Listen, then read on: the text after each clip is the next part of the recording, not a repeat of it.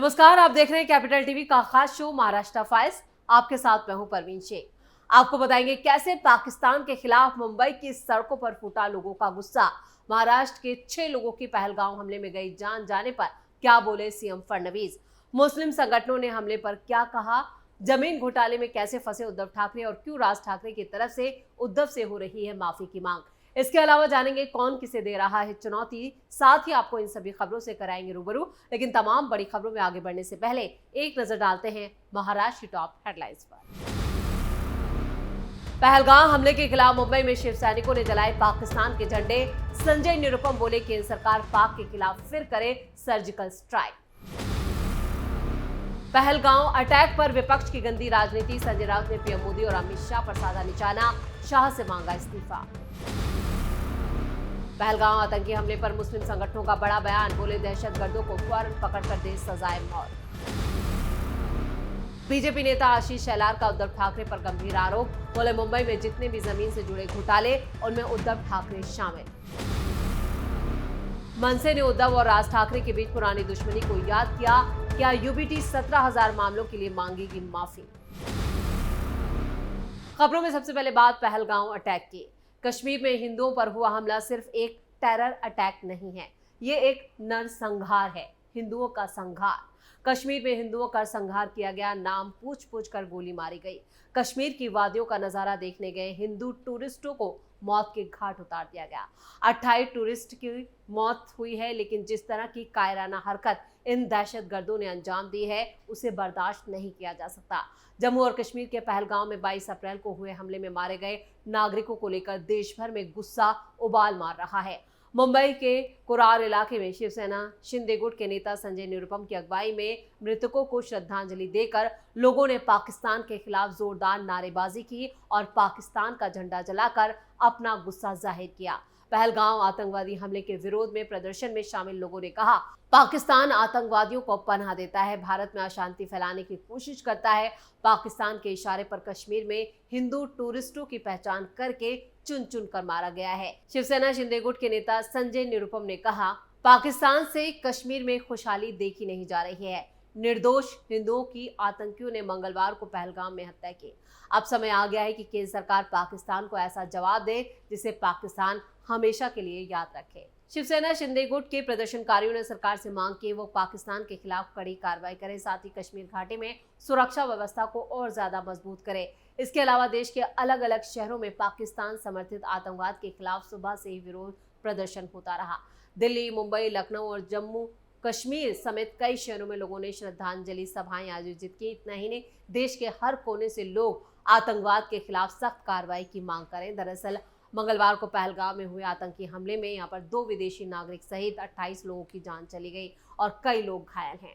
हमले के बाद से पूरे देश में आक्रोश है और लोगों की मांग है कि अब आतंक के खिलाफ निर्णायक कदम उठाया जाए। मरने वालों में 28 टूरिस्ट में से 6 टूरिस्ट महाराष्ट्र के डोंबिवली और 2 पनवेल के रहने वाले थे। यानी महाराष्ट्र से ही 6 लोगों की जान गई है, जिसको लेकर महाराष्ट्र में भी गुस्सा देखा जा रहा है और जिन लोगों की जान गई है उनके परिवार में शोक की लहर दौड़ गई है।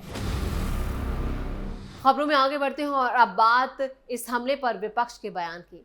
जम्मू कश्मीर के पहलगाम में हुए कायराना हमले ने पूरे देश को झकझोर कर रख दिया है। इस हमले में 28 पर्यटकों की जान चली गई, जबकि कई गंभीर रूप से घायल हैं।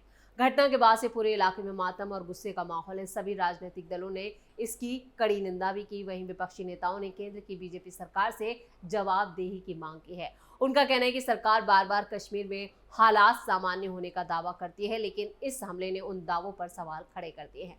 सबसे ज्यादा बेतुका बयान जो आया है वो संजय राउत का आया है, जिस पर बवाल मचा है। शिवसेना यूबीटी के सांसद संजय राउत ने आरोप लगाया कि इस हमले के लिए प्रधानमंत्री नरेंद्र मोदी और केंद्रीय गृह मंत्री अमित शाह जिम्मेदार हैं। उन्होंने अमित शाह का इस्तीफा मांगा और उन्हें भारत के इतिहास का सबसे नाकामयाब गृह मंत्री बताया। संजय राउत ने सवाल पूछा, क्या आर्टिकल 370 खत्म करने से जम्मू कश्मीर को किसी तरह की मदद मिली है? राउत ने कहा, बीजेपी इस देश के लोगों को बेवकूफ बना रही है। याद दिलाना होगा, केंद्रीय गृह मंत्री अमित शाह ने पिछले महीने ही संसद में कहा था कि मोदी सरकार ने कश्मीर में शांति का माहौल कायम किया है। शाह ने कहा था कि आर्टिकल 370 खत्म होने के बाद जम्मू कश्मीर में शांति स्थापित हुई है और आतंकवादी घटनाओं से होने वाली मौतों में 70% की कमी आई है। संजय राउत ने आगे कहा, जिस तरह देश में सांप्रदायिक जहर फैलाया जा रहा है, मोदी और शाह विपक्ष को खत्म करने में लगे हैं। नेताओं को खरीद कर उन्हें गिरफ्तार करके राजनीतिक दलों को तोड़कर और सरकारें गिराकर मोदी और शाह अपनी ऊर्जा को इन बातों पर खर्च कर रहे हैं और उन्होंने देश के हितों को दरकिनार कर दिया है। शिवसेना यूबीटी में सबसे मुखर नेता संजय राउत ने सवाल उठाया कि ऐसे में वो इस देश की रक्षा कैसे करेंगे। राउत ने कहा कि अमित शाह पूरा दिन राजनीति करने और राजनीतिक दलों को तोड़ने में बिताते हैं और दूसरी ओर हमारा देश टूट रहा है। अब संजय राउत के इसी बयान पर विपक्ष बुरी तरह से घिर चुका है, वो भी ऐसे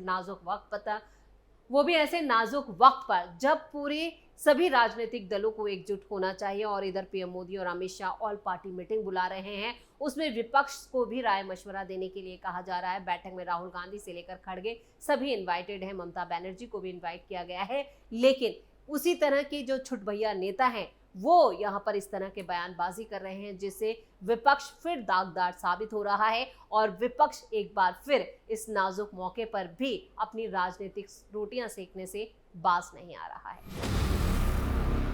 खबरों में आगे बढ़ते हैं। इधर जम्मू कश्मीर के पहलगांव में हुए इस हमले में 28 लोगों की जान तो चली गई और कई घायल हैं और इस भयानक हमले के बाद पूरे देश में नाराजगी की लहर दौड़ गई है।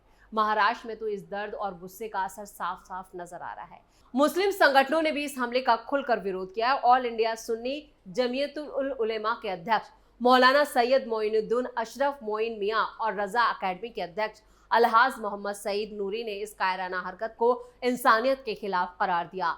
दोनों धार्मिक नेताओं ने सरकार से मांग की है कि इस घिनौने कांड में शामिल उन आतंकियों को फौरन पकड़कर कड़ी से कड़ी सजा दी जाए ताकि भविष्य में कोई इस तरह का दुस्साहस ना कर सके। उन्होंने साथ ही देशवासियों से अपील की है कि अमन, भाईचारा और एकता को कायम रखें और आतंक के खिलाफ एकजुट होकर खड़े रहें। वहीं महाराष्ट्र के सीएम देवेंद्र फडणवीस ने इस हमले की कड़ी निंदा करते हुए कहा, मैं पहलगाम में हुए कायराना आतंकवादी हमले की कड़ी निंदा करता। इस घटना में मारे गए लोगों को भावभीनी श्रद्धांजलि, हम उनके परिवारों और प्रियजनों के दुख में शामिल हैं। और खबरों में अब बात उद्धव ठाकरे की। मुंबई महानगर पालिका चुनाव की घोषणा कभी भी हो सकती है। इस बार सिर्फ महाराष्ट्र ही नहीं बल्कि पूरे देश की नजरें बीएमसी के चुनाव पर टिकी है। सत्ता की इस दौड़ में सभी राजनीतिक दल अपनी तैयारियों में जुटे हैं। चुनावी सरगर्मी के बीच अब शहर की समस्याएं भी नेताओं के भाषणों का अहम हिस्सा बन चुकी हैं। शिवसेना यूबीटी की तरफ से अक्सर ये दावा किया जाता है कि मुंबई की जमीनें बिल्डरों को बेचने की कोशिश हो रही है। इसी मुद्दे को अब बीजेपी नेता और मुंबई इकाई के अध्यक्ष आशीष शेलार ने उठाया और पलटवार करते हुए उद्धव ठाकरे पर गंभीर आरोप लगाए। उन्होंने उन्हें जमीन घोटालों का सरताज करार दिया। बीजेपी नेता आशीष शेलार ने कहा कि मुंबई में जितनी भी जमीन से जुड़े घोटाले हुए उसका सिरा उद्धव ठाकरे से जाकर जुड़ता है। उनकी सोच में हमेशा जमीन और सौदे ही चलते रहते हैं। वो दूसरों पर आरोप लगाते, लेकिन असल में इस पूरे खेल के मास्टर वही हैं।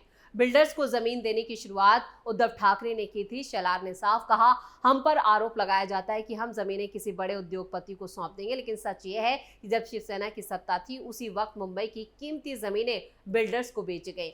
25 सालों तक बीएमसी पर राज करने वाले अब सवाल पूछ रहे हैं कि ये दोहरा मापदंड है। शेलार ने यह भी जोड़ा कि मैं आज साफ कर देता हूं, जब तक बीजेपी सत्ता में है तब तक किसी भी सरकारी या सार्वजनिक जमीन को बिल्डर के हाथों में नहीं जाने देंगे। बीएमसी चुनाव से पहले सभी दल अपनी स्थिति मजबूत करने में लगे। ऐसे में बीजेपी की तरफ से लगाए गए इन सीधे आरोपों के जवाब में उद्धव ठाकरे और उनके गुट की प्रतिक्रियाएं अहम मानी जा रही हैं। अब देखना यह होगा कि ठाकरे गुट इस राजनीतिक हमले का क्या जवाब देता है।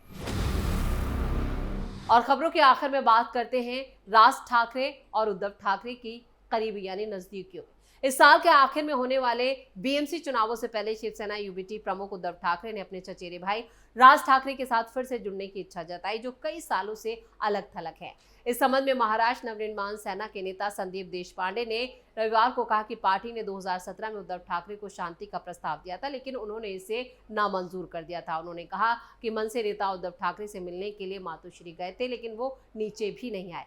क्या मनसे के खिलाफ से 17,000 मामलों के लिए उद्धव ठाकरे माफी मांगे? उन्होंने कहा कि पार्टी को अतीत में जो कुछ हुआ है उसे भी संबोधित करने की जरूरत है, लेकिन क्या उद्धव ठाकरे मुख्यमंत्री रहते हुए लाउडस्पीकर मुद्दे पर मनसे कार्यकर्ताओं के खिलाफ दर्ज 17,000 मामलों के लिए माफी मांगेंगे? राज ठाकरे ने मनसे का गठन क्यों किया? गौरतलब है कि राज ठाकरे ने 2 दशक पहले शिवसेना छोड़कर मनसे का गठन किया था, जब उन्होंने दावा किया था कि उद्धव को बालासाहेब ठाकरे का उत्तराधिकारी बनाए जाने के बावजूद उन्हें दरकिनार कर दिया गया। पिछले साल लोकसभा चुनावों में उन्होंने महायुति गठबंधन को बिना शर्त समर्थन दिया था और पिछले साल महाराष्ट्र विधानसभा चुनावों में मनसे को एक भी सीट नहीं मिली थी, जबकि राज ठाकरे के बेटे अमित माहिम से हार गए थे। और इस बीच शिवसेना यूबीटी 2022 में डिप्टी सीएम एकनाथ शिंदे की पार्टी का बंटवारा करने और पार्टी का नाम और चुनाव छीनने की बात भी लड़ाई से डरी हुई है। हाल के विधानसभा चुनाव में पार्टी शिंदे की शिवसेना से काफी पीछे रही। इन घटनाक्रम के बीच एकनाथ शिंदे की शिवसेना के नरेश महस्के ने सुलह की संभावना को खारिज कर दिया और कहा, जब राज ठाकरे पार्टी में था तब उद्धव ठाकरे ने उन्हें कोई जिम्मेदारी वो नहीं देना चाहते थे और नहीं चाहते हैं कि वो शाखाओं में जाएं। वो कैसे उन्हें शामिल करेंगे? यानी यहाँ पर साफ तौर पर कहना है एकनाथ शिंदे का ये मानना है कि राज ठाकरे और उद्धव ठाकरे के बीच कोई सुलह नहीं हो सकती। ये सिर्फ कयासबाजी है, अटकलेबाजी है, इससे ज्यादा कुछ नहीं है। इसी के साथ महाराष्ट्र फाइल्स में खबरों का सिलसिला यहीं खत्म करते हैं। बाकी खबरों के लिए आप जुड़े रहिए कैपिटल टीवी के साथ। वीडियो को लाइक करें, शेयर करें और कैपिटल टीवी को सब्सक्राइब जरूर करें। नमस्कार।